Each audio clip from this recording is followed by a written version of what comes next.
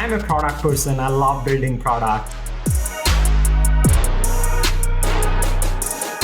We ended up creating a marketplace of about 60 plus applications. AI is going to augment and help technicians to improve productivity and efficiency. AI needs to be the foundation of everything that we are building.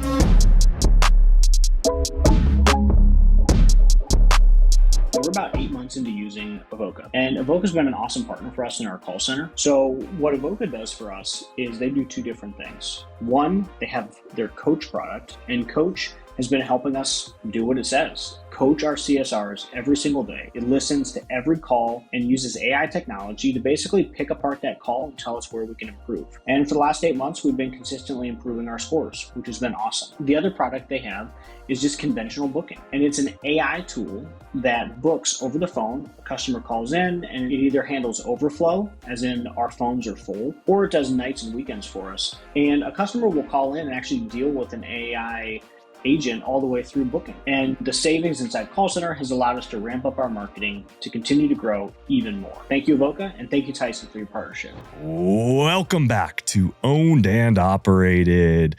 Today we have Anand from Zuper, a awesome AI-powered solution for your CRM system. Anand, how are you doing today? I'm good. Thank you for having me here. So Anand, you have a absolutely unique, well, maybe not unique to the technology world, but unique to our side of the world of home services, is you started off at Microsoft before creating this product. Can you talk a little bit about your background and Microsoft and what you did there? Great, for sure. I have worked at Microsoft for about 15 years. I've been living in Seattle in the US for 20 plus years. And at Microsoft, I was a product manager to start with, went on to lead some of the most amazing products created at Microsoft. And I have this unique credential of creating a product that are used by 1 billion users globally. Another product that went on to become a Gartner Magic Quadrant leader. And my role specifically at Microsoft was to incubate new products and to take on incumbents in the industry. And I loved doing that at Microsoft. That's too fun. Are you allowed to say what those products were, or is I'm not allowed to say those products. Yeah. I get it. That's super interesting, and talk about a unique role in that you got to incubate stuff from 0 to 1 with all the resources in Microsoft. And then when you say take on incumbents, were these generally previously established platforms, or was it like you were kind of at the forefront fighting other forefront companies? No, these were incumbents as in market leaders. So they were, in the B2B space, Gartner Magic Quadrant leaders. In B2C space, they were the leading players when we started incubating those products at Microsoft. And I loved those challenges to take on the heavyweights.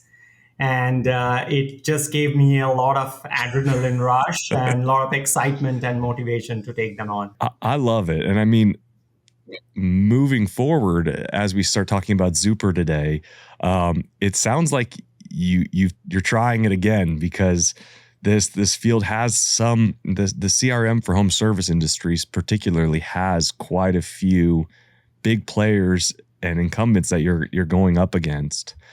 Can you, before we get into that though, can we take a step back and so you left Microsoft how long ago? When did you start Zuper? Yeah, so Zuper was started in 2020, 2021, during that time.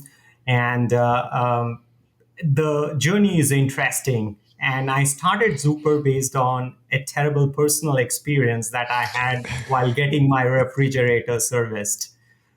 I bought this refrigerator from a large global brand, and within a few weeks, it started giving some issues. And I was in love with this make and model of refrigerator. Nobody waits for a refrigerator for 6 months. I waited for this one. And I got that. And within a few weeks, there were a few issues. It was just making some weird noise. And I had to reach out to the customer support. And that journey of reaching out to customer support many, many times. I probably reached out to the customer support about 10 times. 3 different technicians showed up at my place at different times, and it was about 8 weeks since I first reported the issue that it was resolved. And I was thinking, what does it take for this large global organization to offer a better experience to the customers? And in this age of Uberization of all services from ride hailing to home delivery, my experience was just archaic and painful. And I'm a product person. I love building products. And I was thinking at that time that, this is a real problem. And I wanted to learn about what could take for this business to offer that great differentiated experience to its consumers. And that was my journey. That was my foray into learning more about the space. And I spent the next maybe 10 to 12 months learning about the service businesses. Then I came across field service management, or CRM for field service. And it was very interesting. And I thought that this is a real opportunity. And I am this guy who is very curious, love building products, love taking on challenges. And that was how Zuper was created. Zuper means extremely super. And our mission is to enable and empower organizations to transform their field workforce into Zuper professionals and offer Zuper experience to their customers. I love it. That's a great name. Is that how you came up with the name? Yes. Perfect. That's so perfect.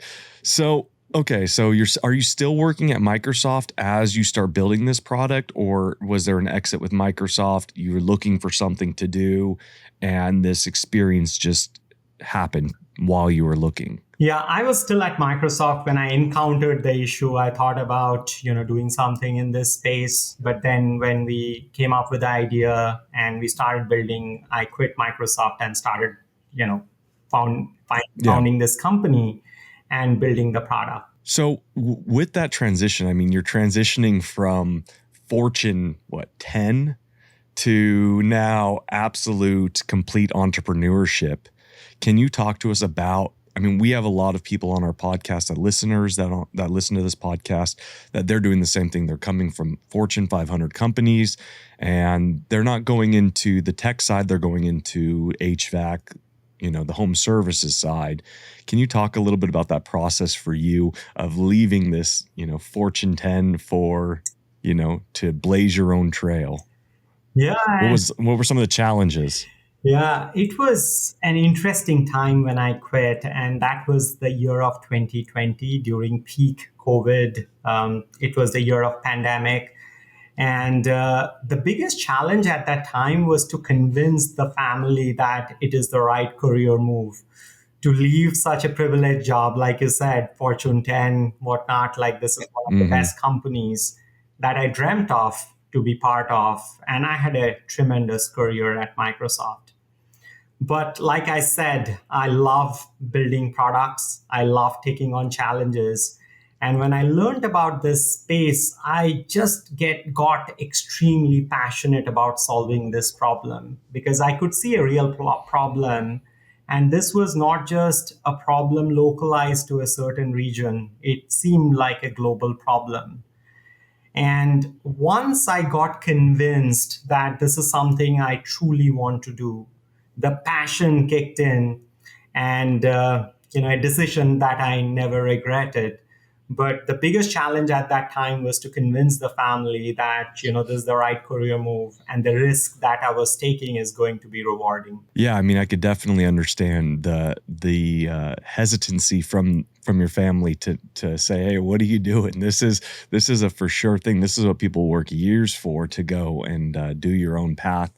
But there's something so rewarding about entrepreneurship and building for yourself that I don't think you can explain to many people who haven't done it. The late nights and stuff all feels a little bit more worth it when it's for yourself. I can speak from, personal experience there. Oh, for sure. Yeah. Awesome. And so, okay, you've had this experience, you leave Microsoft, you convince the family. Talk about the early days of Zuper. What were you focused on, and how were you thinking about the issue, right? Because when you open up field service management, the idea of field service management for home services, it can be extremely overwhelming. There's so many items inside field service management, from dispatching to call taking to how you handle payments. Like, really, it kind of doesn't ever stop, which is why there's the large companies like ServiceTitan are continuing to expand modules after modules. How did you in those early days look at creating, even just getting to the MVP? Yeah, so when I explored this problem and came across field service for the first time, and I searched for field service products, probably I came across 150 products in the market.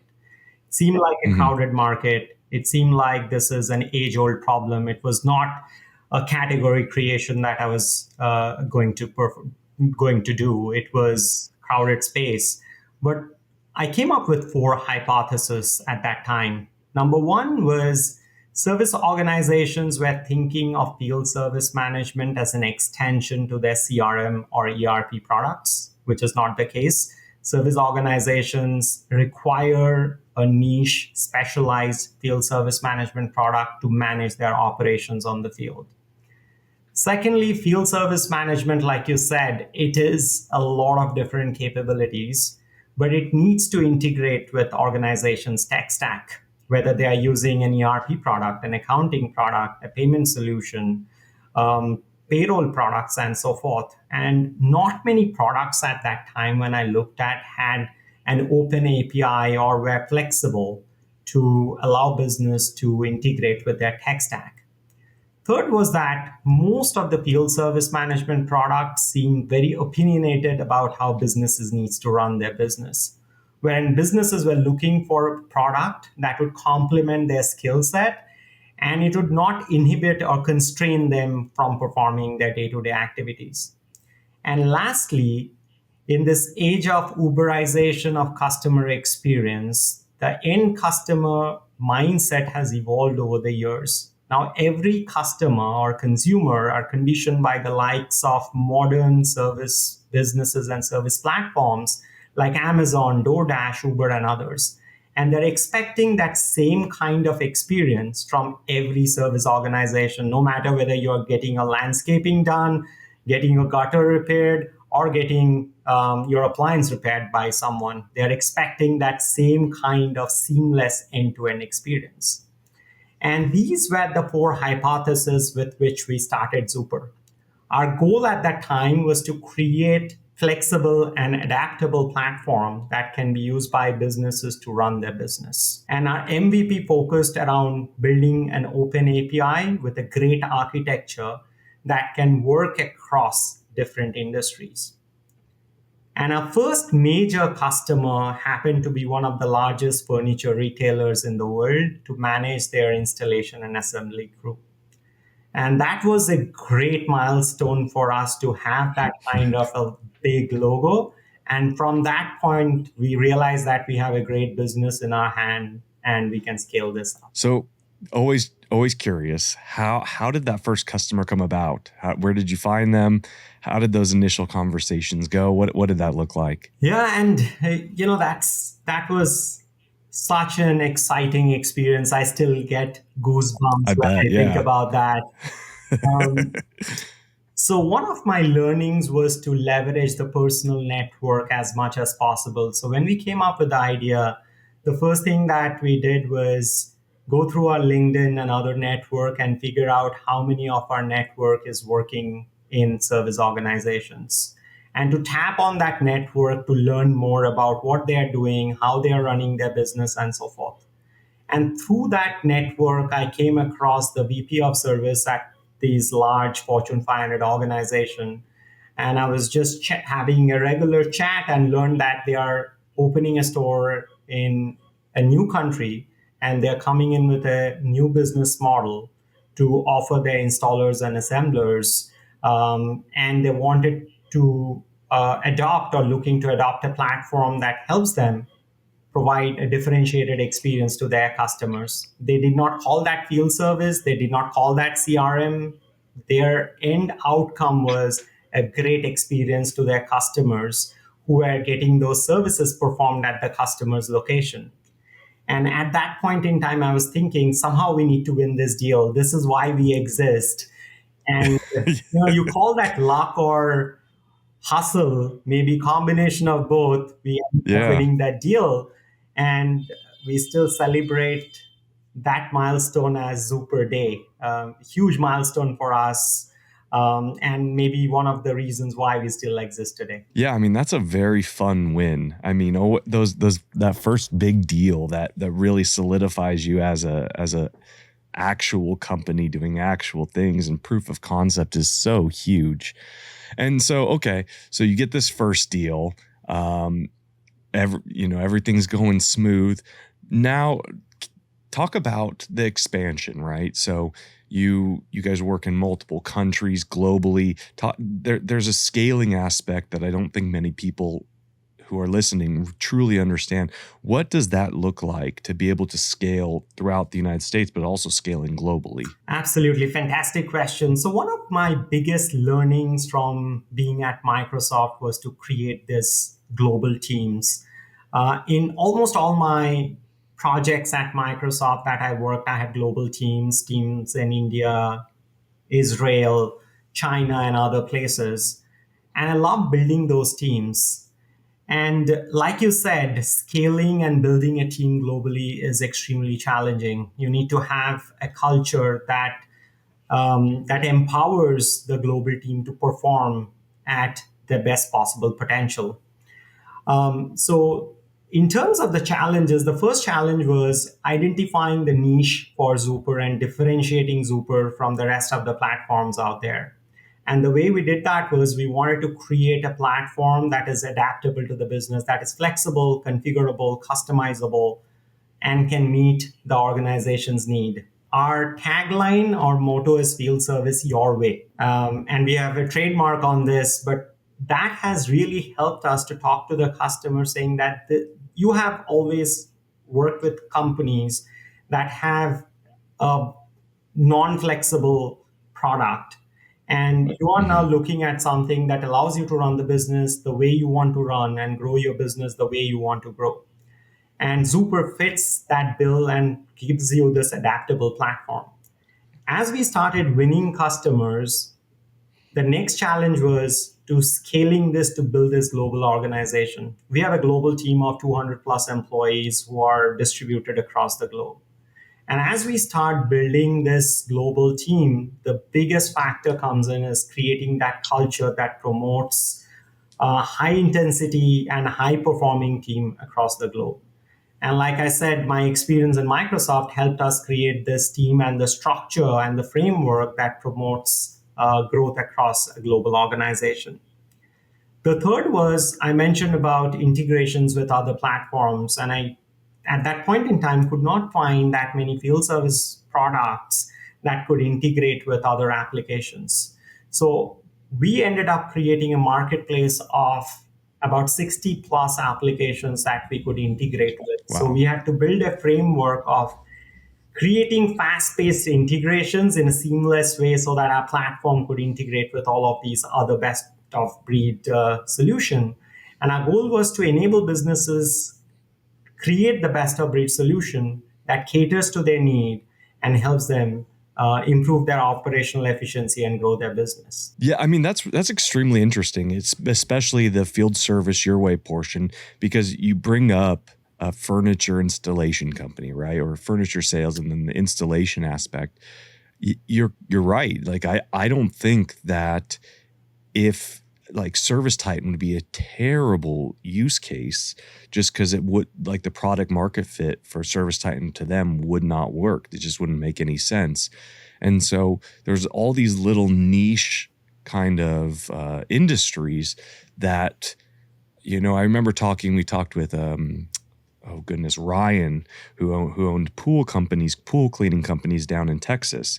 And he said that he was building his own niche field service management because he's tried the ones out there and they just weren't right for him because none of them were built for that specific industry and don't have that flexibility to be able to do what you're doing.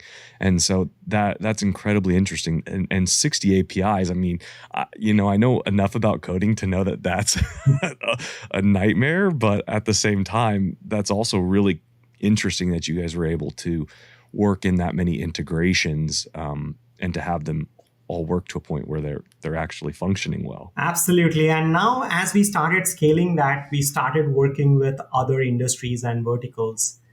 At this point in time, we work across multiple industries, and that is in itself a challenge from two aspects. One is to have the product flexible enough to work across industries. And second, from a business perspective, to learn about those industries, to talk the language of the customers, ensuring that customers can trust you as an organization and the product to cater to the needs of their business. We serve manufacturing, which is our core, the furniture retail and others, which come into that manufacturing umbrella.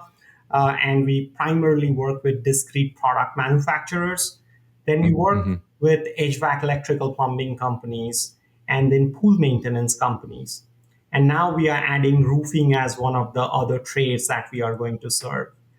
So to have a platform that is flexible across all of these different industries and sub-industries, and then to be able to learn about all these different industries and be able to convince the customer that Zuper is the right platform for their needs, this in itself was a major challenge that we had to overcome. And so you're building this global team, you're putting everything together, you're starting to onboard multiple different industries. You mentioned earlier that AI is a big portion of this.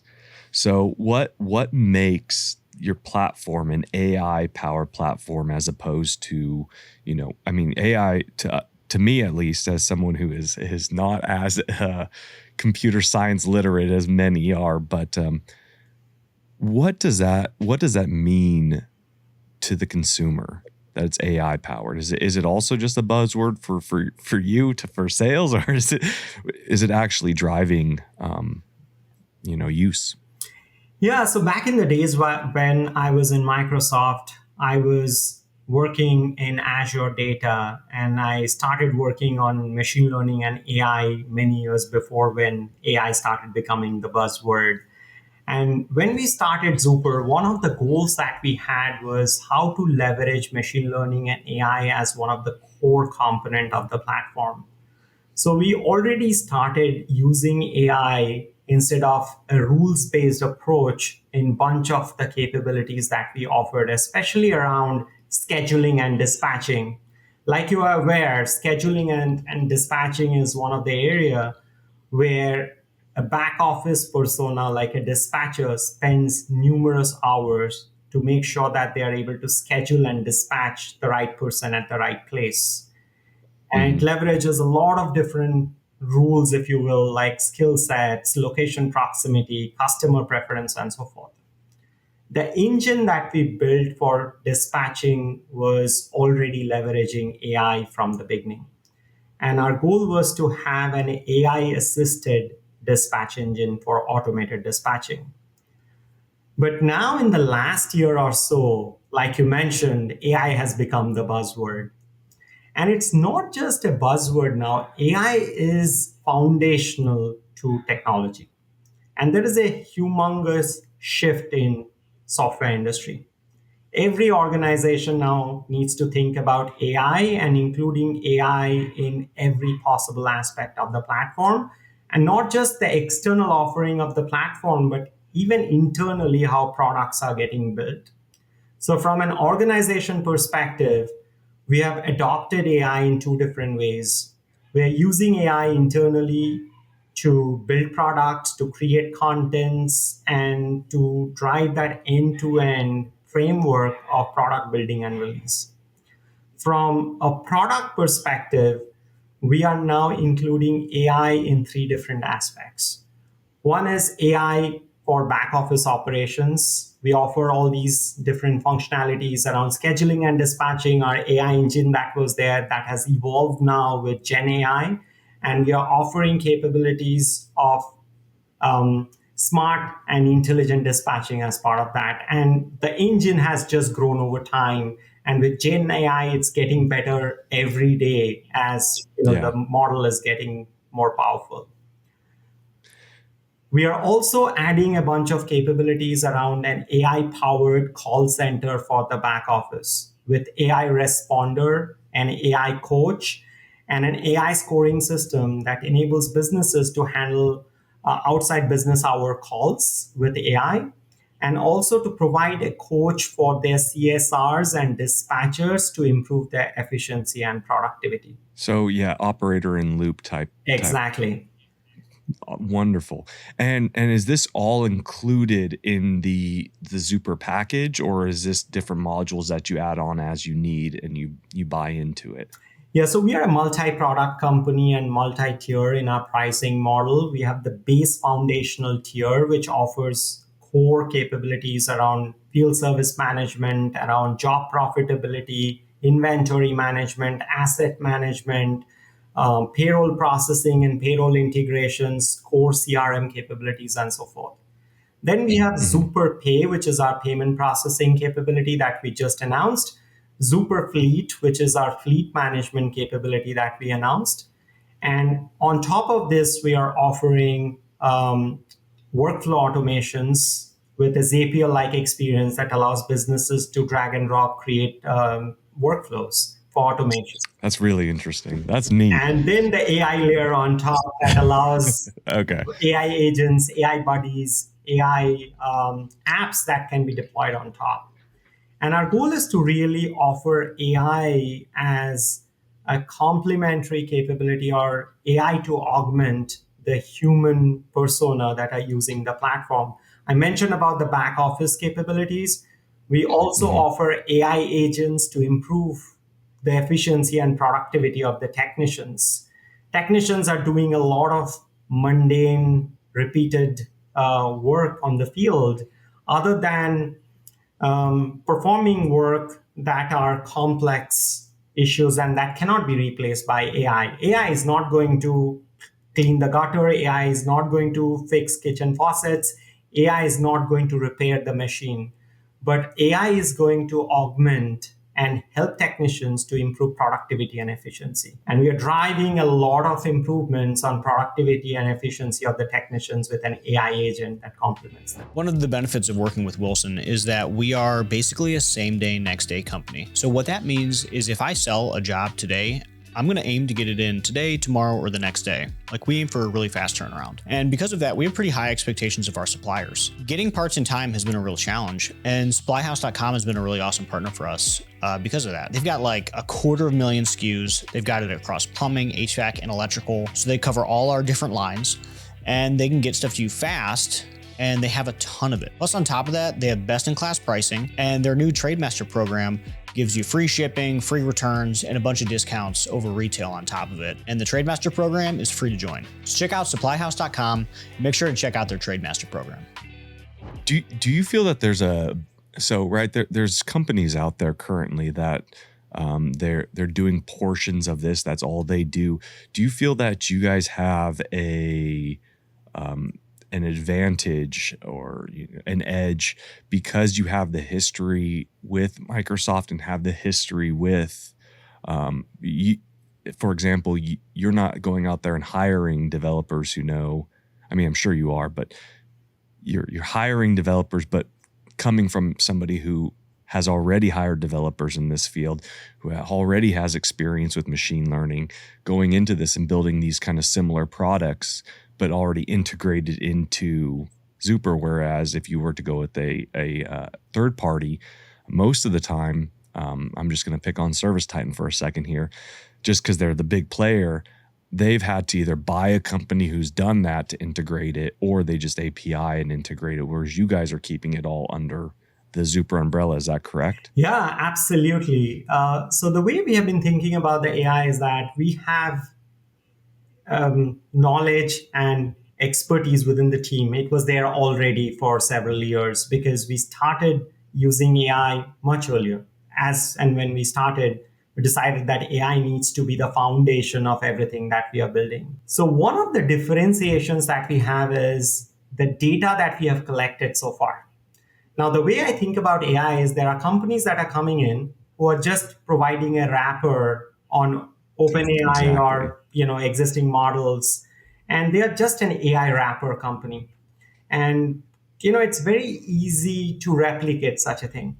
And then there are AI native companies that are leveraging historical data and a lot of data sets that are domain specific, and using the data set and the history that they have already with equipments, with machines, with whatnot, to be able to customize a language model.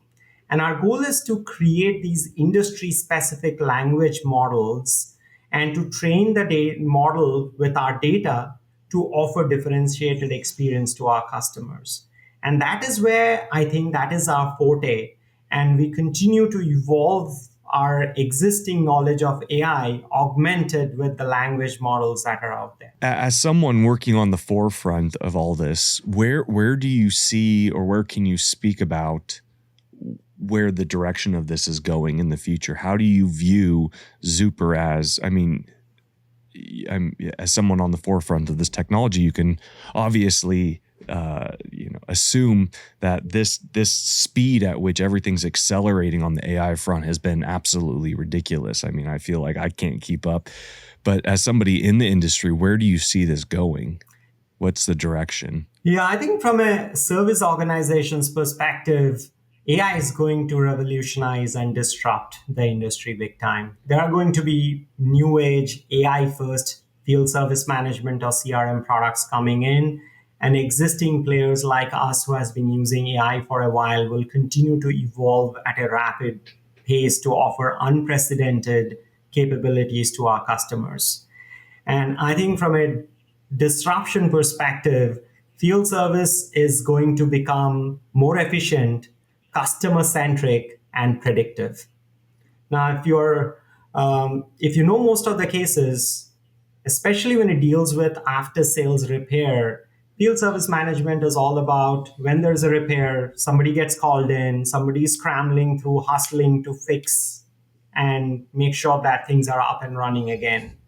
And in case of machineries and especially critical machinery like an MRI machine or other medical equipments, the downtime is extremely crucial for the industry. It can be life-threatening for someone. And with the advancements of AI, the world is going to move from repair-based focus to more predictive and outcome-based model. And AI is going to help organizations transform from this left to right, from being prescriptive to predictive to outcome based. That is going to be one area where AI is going to have huge disruption. The other area, like I mentioned, it is going to help the end customers significantly. With chatbots and other experience that are going to come in, the end customer is going to have access to data in real time like never before. And third is the entire operational experience end to end. We'll get to autonomous field service management. This was not something that was thought possible a few years back, but now we are going to get to a situation where a lot of the mundane repeated work is going to be automatically done by the AI agents, and humans are supposed to do only more complex operations and get upskilled. I will be very excited for that day. That's the dream. That's really interesting. And so could you explain just for me what outcome based means for, say, a home service industry? So we'll just pick one that's not me, roofing. So I'm trying to imagine a preventative and outcome based field service management software for roofing company. Could you give an example of something that it would do to kind of showcase that? Yeah, so I'll pick, I think, home appliance repair. That would be a good example for outcome-based. Think of a situation where you're buying this refrigerator or a washing machine from some company. Now, what happens currently is that when there's a repair, you need to call someone, they come in, they fix the issue. That is the current prescriptive or repair-based model where when an event happens or an incident happens, a call is required to this company, they dispatch someone, they come in and they fix it. And while they are doing the fix, they figure out what kind of parts or equipments are needed. And we know the whole gamut of events that takes place to get this appliance to a steady state again.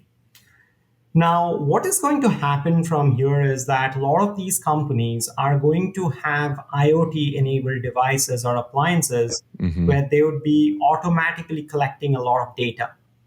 Once they start collecting the data, they would be processing this data at scale using AI and machine learning to figure out when an issue can happen. And when they're figuring out when an issue can happen, they can proactively dispatch a technician to ensure that the issue can be resolved, or they can remotely resolve the issue as part of their annual maintenance plan or as part of the contract that you may have with this business.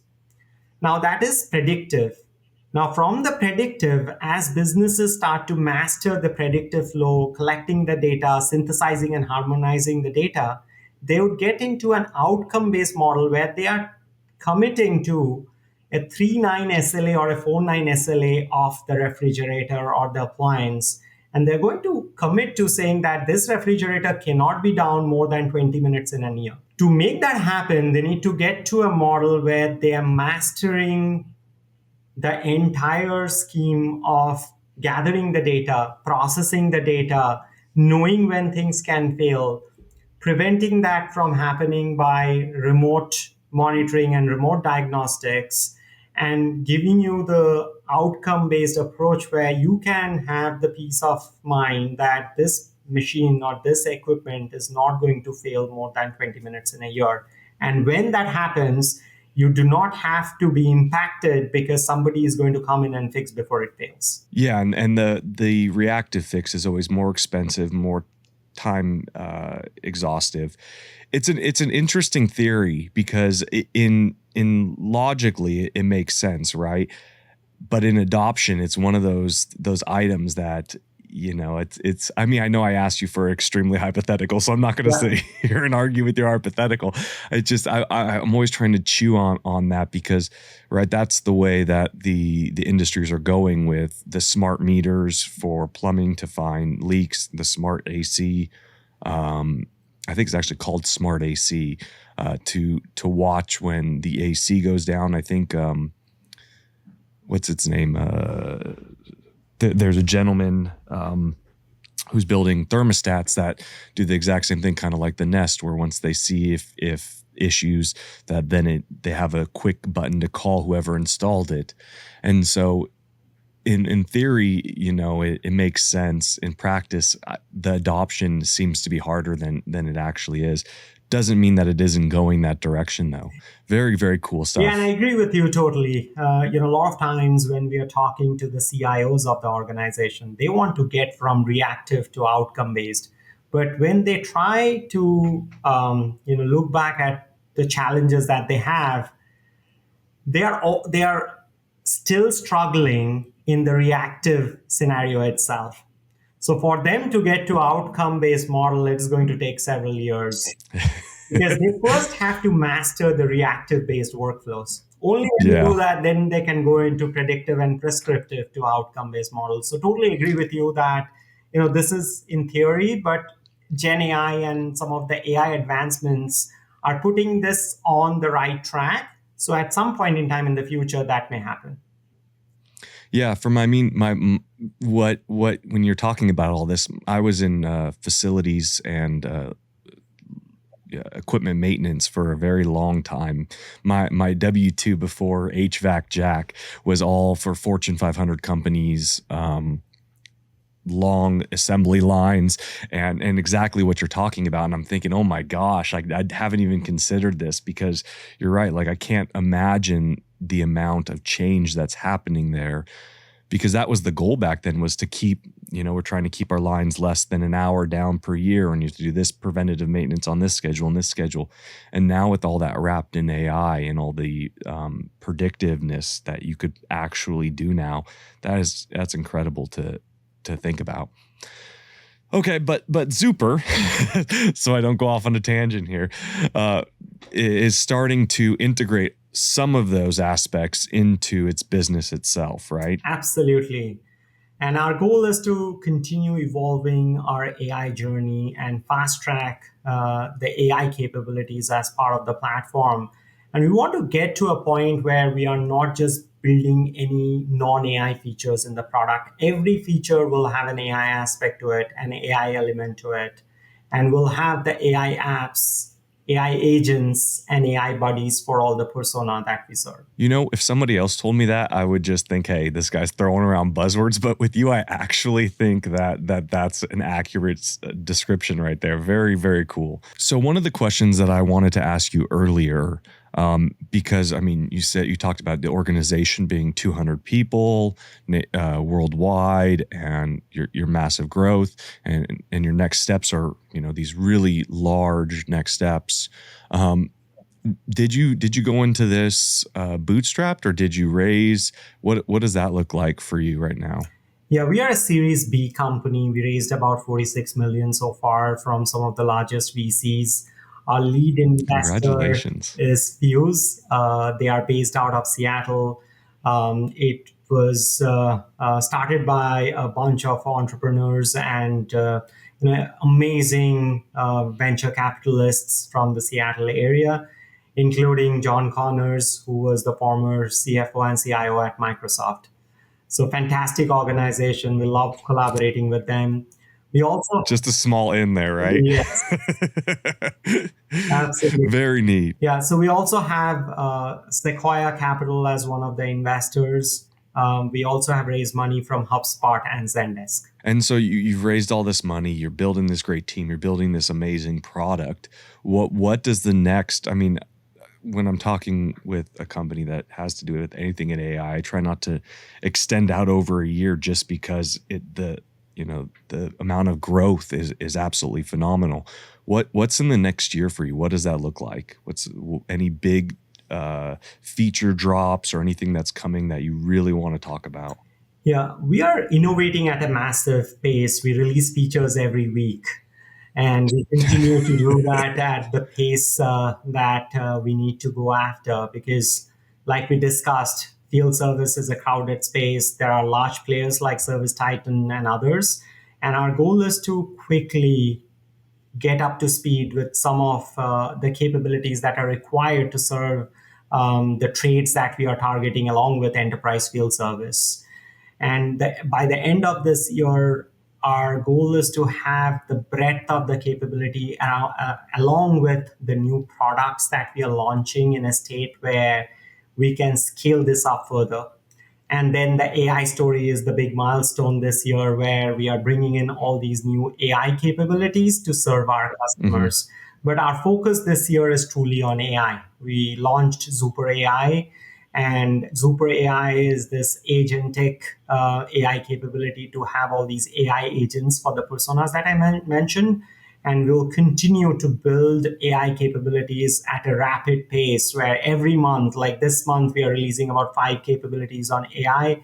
Next month, there are a bunch of others coming in. And like I said, by the end of this year, we'll not release a non-AI feature. Everything is going to be an AI-specific, AI-powered feature. I'm curious, what takes up your day to day, right? So maybe you're out raising more, or talking to investors, or building leadership, or talking to your leadership team. Like, where do you find yourself spending most of your day to day? Yeah. So as a CEO, I feel that I have 3 core responsibilities. Number one, I need to make sure that there is enough money in the bank. Fundraising. CEOs are fundraising all the time. Second, hiring the right team. So hiring the right leadership at the senior leadership level and the executive leadership level, and empowering them to make the right hires for their team. And third is working on the most critical challenge and the most critical opportunity for the company. And at this point in time, the most critical challenge and the opportunity is AI in itself. We discussed at length. I was just going to ask you, most critical challenge and opportunity for you. That makes sense, though. Go for it. But what I really like doing is talking to customers. I am a customer-obsessed leader. I spend a lot of time working with customers. Almost on a monthly basis, I'm traveling to meet customers, doing workshops with them, being out on the field with technicians, understanding what technicians are doing. And I just love doing that, working closely with customers and creating that customer obsessed culture in the organization. Do you think that that transcends running I'll call this a tech company, but do you think that most of our listeners here, they own businesses or they aspire to own businesses? From that leadership perspective, do you think that that customer-centric focus is a key to any business or specifically for just your business? No, I think the customer focus and the customer obsession is a mandatory requirement. It's a non-negotiable for any business. It does not matter whether this is a software business or otherwise. Every business needs to have that customer-centric view. And as an organization, we made it a point that we are going to do a customer backward approach, wherein every decisions and actions that we are making, it's going to be a customer first approach. We are going to put the customer in forefront of these decisions. And usually this is a top-down approach. It cannot be bottoms up. And we are creating that culture where right from me being super customer focused and customer obsessed, it just trickles down to the rest of the organization. Yeah, I mean, that speaks volumes for your organization that you're actually going out and traveling and visiting customers and talking to them and doing workshops. It's a very interesting perspective because as an owner, I don't think I get in front of customers enough to talk to them and ask them, hey, how was your experience? Talk to me about this or that, and then actually follow up with them. So it's a very interesting mindset that I do think is important and often overlooked. Is there anything besides just going and talking to customers, maybe a framework that you rely on to make sure that you guys are customer centric? Yeah, so from our perspective, there are three core things that we try to do. One is understanding the use case and requirements of the customers. So when we are building the feature, we ensure that even before we are releasing the feature, we research with customers, we show what we are trying to do with the customers to ensure that this is a customer first approach. And we do not want to ever release a feature without first evaluating that and talking to the customers. Second is to have a framework such that any new feature that comes in, it can be enabled and disabled for any customers. So we do not release features just like that for all customers. Every feature has a flag so that it can be enabled or disabled for a particular customer. And we leverage that to scale things up really quickly when things work. But when things do not work, we are not releasing to everyone to create more issues. And the third important item is this method of build, measure, learn, repeat. So we are building, we have a lot of events and signals coming in from all the channel to measure the success of what we are building. We are learning from the data that we are collecting, and we are repeating the same process again. So we continue to iterate, continue to build, continue to measure, continue to learn and repeat. Adnan, this has been a absolutely wonderful discussion. I mean, I'm very interested in Zuper. I'm probably going to book a demo with you guys after this because this sounds really neat. Where can people book those demos? Where can they either get a hold of you or follow you on a social media platform? Where would you like to send people to? Yeah, great question. Thank you for asking that.